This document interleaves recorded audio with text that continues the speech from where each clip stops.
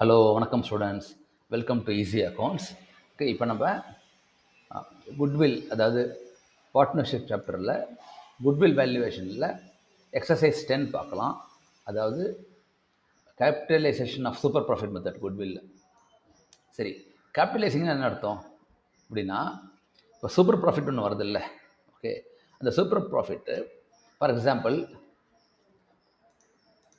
10%க்கு okay ஒரு 5000 ருபீஸ்னா அப்போ 100% எவ்வளோ, அதுதான் கேபிட்டலைசேஷனுங்கிறது. அப்போ 50,000 கரெக்டா? அதாவது இந்த எதிர்பார்த்த மார்ஜினுக்கு இந்த ப்ராஃபிட் இருந்ததுன்னா அப்போ எவ்வளோ கேபிட்டல் இருந்திருக்கும். That is called capitalisation of super profit. ஓகேயா? சரி, இப்போ நம்ம சம் பார்க்கலாம். சரி, இப்போ கொஸ்டினை பார்த்துடுறேன். Find out the value of goodwill by capitalising super profit. Normal rate of return கொடுத்துட்டாங்க. So normal equal to 10%. ஓகேயா? இந்த profits for the last 4 years கொடுத்துட்டாங்க. அதுக்கப்புறம் நான் ரெக்கரிங் இன்கம் இருக்குது ஒரே ஒரு இயரில். தென் ஆவரேஜ் கேபிட்டல் கொடுத்துட்டாங்க. Okay, average capital equal to 3 lakhs. ஓகேயா? இப்போ ப்ராஃபிட் ஃபார் லாஸ்ட் 4 இயர்ஸ் அது மாதிரிலாம் போட்டுடலாம். இயர் 1, 2, 3, 4. எந்த இயர்னு கொடுக்கல, அதனால் 1, 2, 3, 4னு போட்டுக்கலாம், தப்பு இல்லை. ப்ராஃபிட் எவ்வளோ கொடுத்துருக்காங்க? 30, 40,000, 50, 45. செக் பண்ணிடலாம். 30, 40, 50, 45. ஓகேயா? A non-recurring income of 3,000 is included in the profit of 30,000. Okay, இப்போ இதில் நான் ரெக்கரிங் இன்கம் இருக்குது. இப்போ லெஸ் பண்ணிடணும். ஏன்னா நம்ம கால்குலேட் பண்ணுறது ஒரு பிஸ்னஸோட லாபத்தை பார்க்குறோம். அப்போ இந்த மாதிரி பிஸ்னஸ் இல்லாமல் ஒரு இன்கம் வந்ததுன்னா அதை நம்ம எடுத்துடணும். நான் ரெக்கரிங். ஓகேயா? எவ்வளோ? 3,000.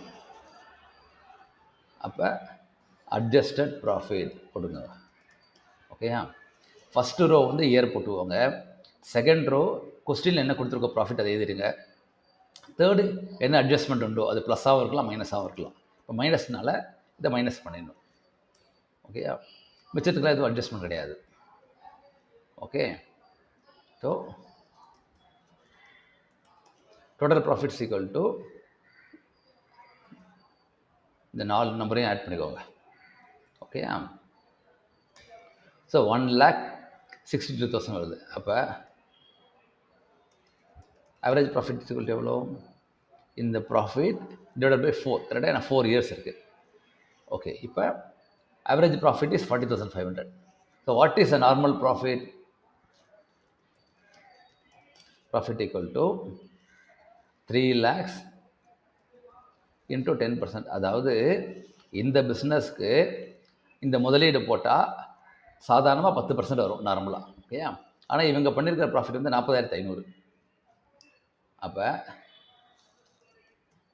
Super profit is equal to average profit minus normal profit. கரெக்டா?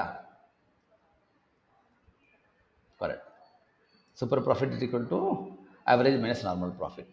சரி, இப்போ கேபிட்டலைசேஷன் என்ன அர்த்தம்? அந்த 10% ரிட்டர்னில் எக்ஸ்ட்ரா 10,500 ருபீஸ் வருது. அப்போ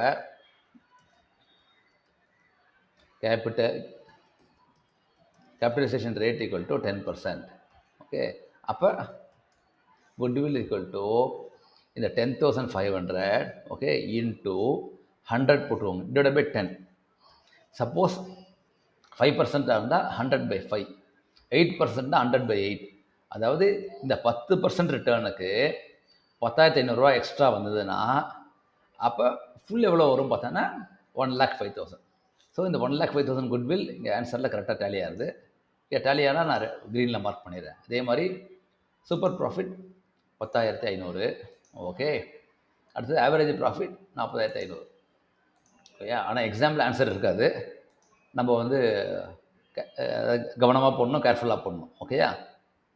so this is the exercise 10 goodwill வேல்யூவேஷனில் capitalisation of super profit method. ஓகேயா?